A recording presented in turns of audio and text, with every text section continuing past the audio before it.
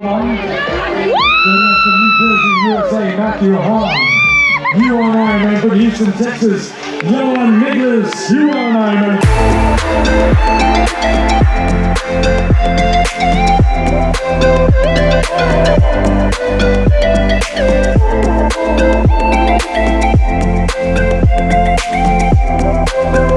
All right, you just finished the Ironman World Championship.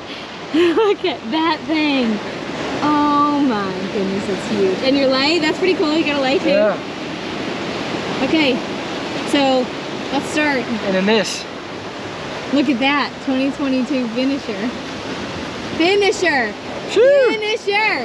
That was hard earned. Okay, how's the swim? I mean, you can see behind me how rough the ocean is. The swim was the toughest swim probably of my life. It was really hard. We had a mass start with 400 and something guys in my age group, and for the first like 100 meters, like I wasn't even touching water. I was just like body with my hands and my feet. It was just like crawling over people and people crawling all over me. So that was kind of crazy. And eventually I kind of got out into a little bit of space, and felt like I was swimming good, but the current was strong. Once I made the halfway point and turned around and started coming back, I guess the tide was going out, which was pulling me away from the shore. I was working really hard to get back to the shore, and I would look up and like hadn't made any progress. And then I would go back to work and do a ton of work and look up and was still in the same spot. So that was tough. Swallowed a ton of salt water because the ocean was so rough and there were so many people in it. Oftentimes I'd like lean my head to take a breath and like a wave would come over my face and obviously, you know, into my mouth, preventing me from getting a breath. And so anyways, it was really tough. I was really thankful to get out of there. All right, you got out of the water and started the infamous bike. Yeah, it was infamous. Transition was a little bit slow, but I used a ton of energy in the swim. Got out on the bike and it took me a little while to get my legs warmed up, but once we got out on the Queen K and really got into the mileage, I started feeling better, had more power in my legs. Was one of the few people holding a legal distance from one another. For the longest time I had a guy like literally on my back wheel, drafting like crazy, and some international athlete rode up and just gave it to him. He said, "Shame on you, shame for what you're doing, shame." For that guy drafting off of me. I saw quite a few people in the penalty box. I can imagine. I saw quite a few penalties being given out. Going out, there was a strong headwind, but my legs were feeling okay, so I was able to power through that pretty good. There was a lot of climbing, but the climbing wasn't that tough. Turned around at Javi and then like started bombing downhill, and it was crazy because like we were either climbing a really big hill at like 15 miles an hour, or we were going down a really big hill at like 40 miles an hour. So it was like a lot of 15 mile an hour, a lot of 40 mile an hour, really very little in between. Came down Javi, wide open, started to get a crosswind, which is crosswind with these types of bikes is beneficial. So I felt like I had a pretty good bike. I think I averaged 21 miles an hour and some change. It's not my best ever, but you know, I was very pleased with that, having 6,000 feet of elevation gain. About mile 90, I started getting kind of sick of being on the bike, and they did have Coke with a little sports top cap on it, so I was able to drink a little bit of Coke. But I started feeling like I had a fever on the bike, and that started to make me think like, I wonder if I'm getting sick, if I'm getting the flu, or hopefully it's not COVID, whatever. But I mean, it was hot, but it wasn't like ridiculous hot. But internally I felt like I had a fever.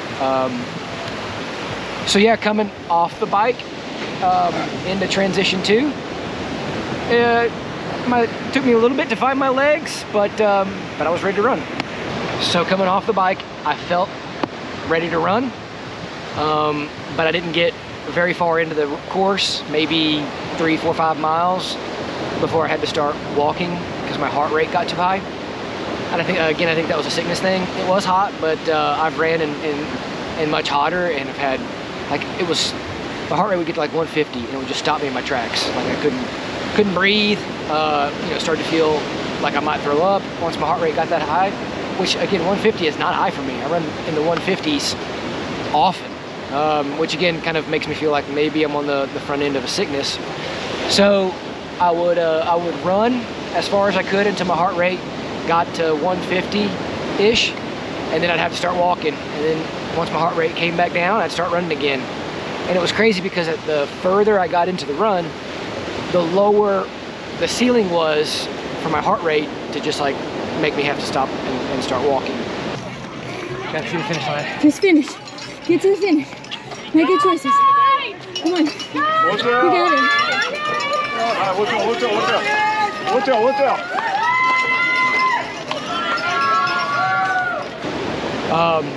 So I really had to work for that. Starting your legs back up, you know, at 20-something miles after you've been walking, you know, is hard. And I had to get my legs restarted a bunch of times during that marathon. So it was a tough run. I mean, the course was great,